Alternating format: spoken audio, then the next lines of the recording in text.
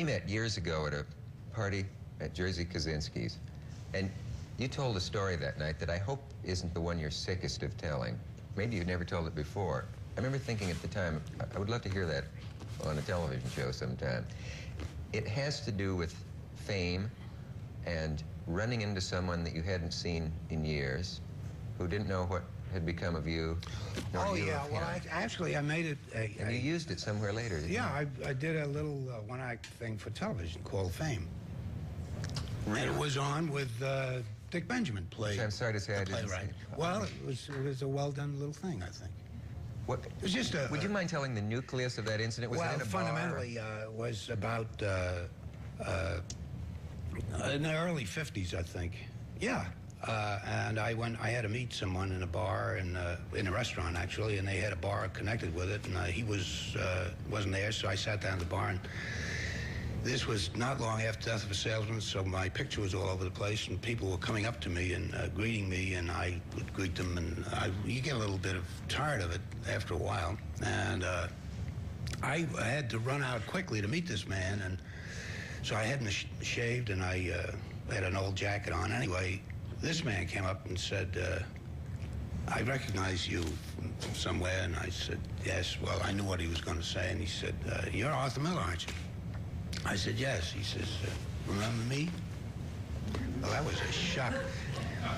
And I looked at him and I said, afraid I don't. Where do I know you? He said, where do you know me? So I said, well, where do I know? I have no idea. Where do I know you?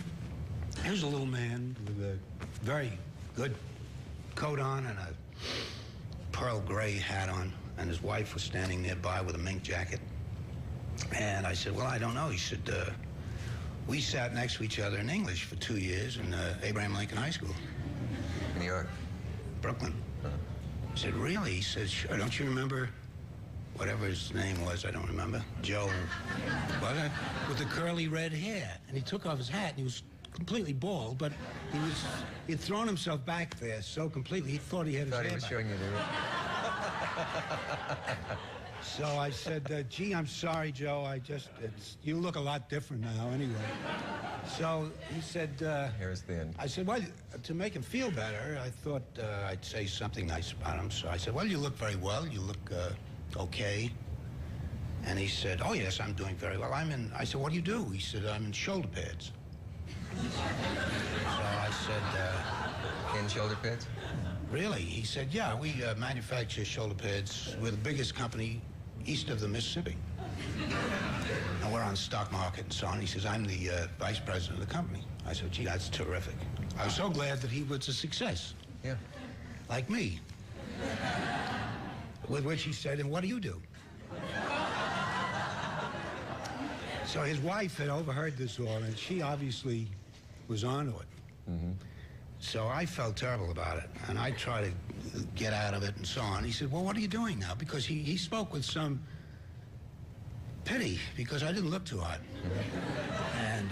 was he eyeing your threadbare jacket? Yeah, he looked at button was off and so on. Mm-hmm. So I said, well, I'm a writer. He said, really? With some superciliousness. Mm-hmm. He said, what do you write? I said, well, I write stories and so on. He says, you ever write any plays? That's where the money is. So I finally decided I simply couldn't stand there being the victim any longer. And I said, well, I wrote a play. It's playing around the corner there. What? I said, it's Death of a Salesman. With which he turned to me and he said, are you Arthur Miller? It's the only time I've heard my name spoken in quotation marks. And he'd used it earlier with a whole different inflection. I was his bosom buddy. Then he was practically frozen. He stuck out his hand. He said, I'm very happy to meet you. With which he took off out of the restaurant, followed by his wife.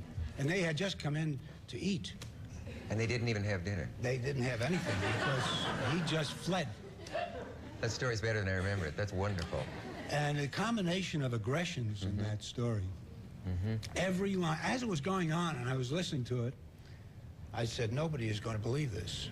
And I said, now what's the next line? What is he going to say now? Mm-hmm. And he would say it. He was writing it right there. Didn't even need a rewrite. The end one, I could never anticipate. when he stuck out his hand and said, "I'm very happy to meet you," I nearly fell off the seat.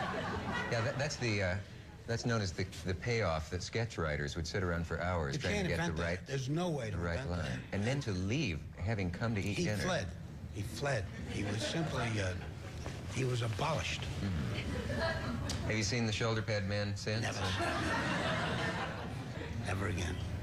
I wonder, when does it occur to you that a thing like that is can be turned into art? You know what I mean?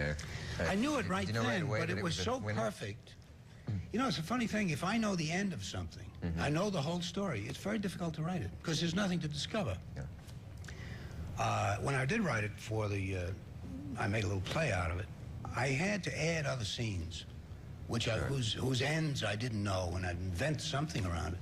But simply to find out a whole story is the last thing that's of any use to me. Yeah, you couldn't very well call him up and say, I need a little more dialogue. Do you suppose he saw it, or is watching now, or saw the play, or recognized himself in the... I have no idea. It's strange how people come in and out of one's life I don't like know. that. Yeah. I'm sorry, I didn't mean to gloss over